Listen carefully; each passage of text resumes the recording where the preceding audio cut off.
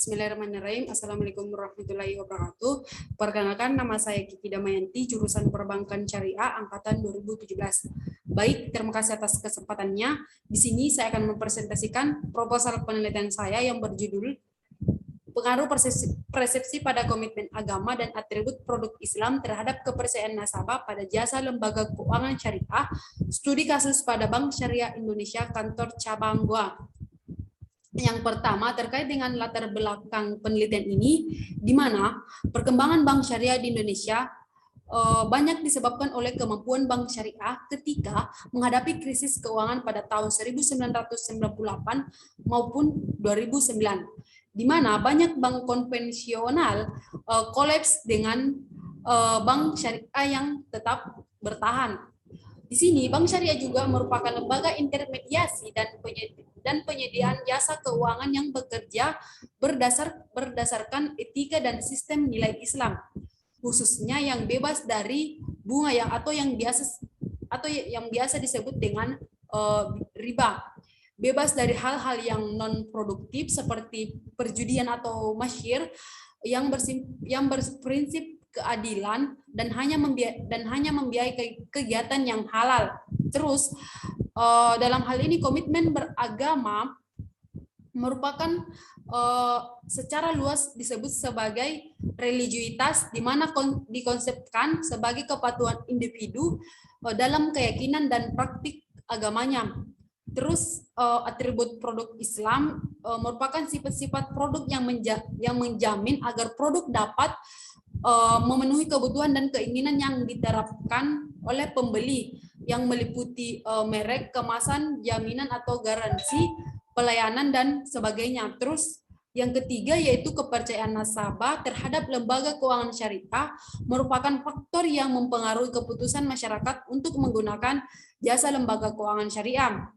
Terus adapun rumusan masalah dalam penelitian ini, yang pertama yaitu apakah komitmen agama berpengaruh positif terhadap kepercayaan nasabah menggunakan jasa lembaga keuangan syariah.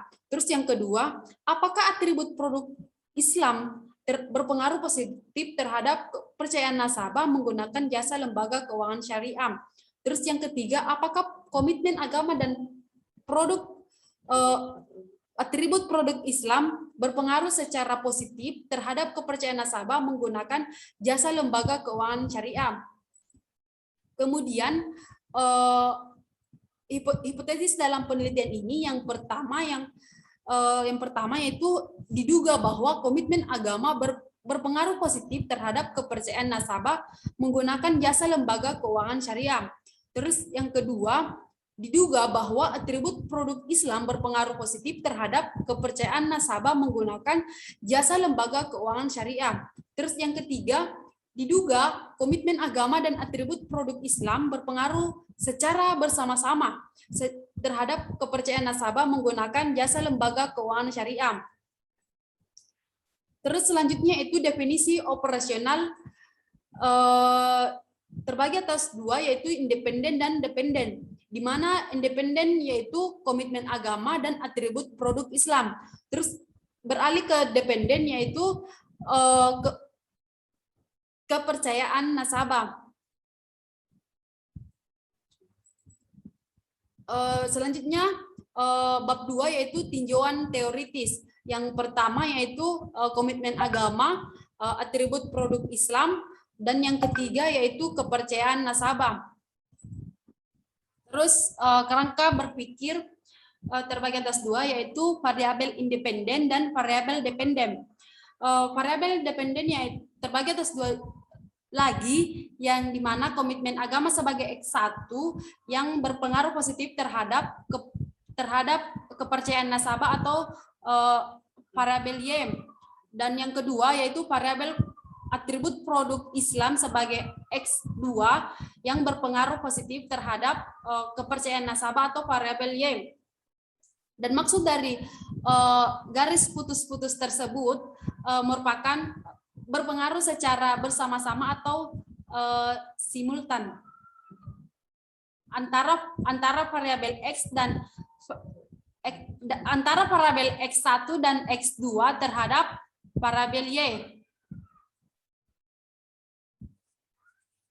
Dan beralih ke metode penelitian. Yang pertama yaitu jenis dan lokasi penelitian.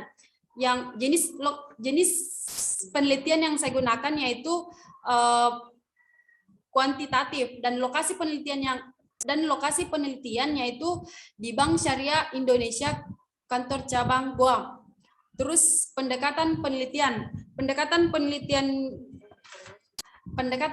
di sini yang saya gunakan yaitu korelasi.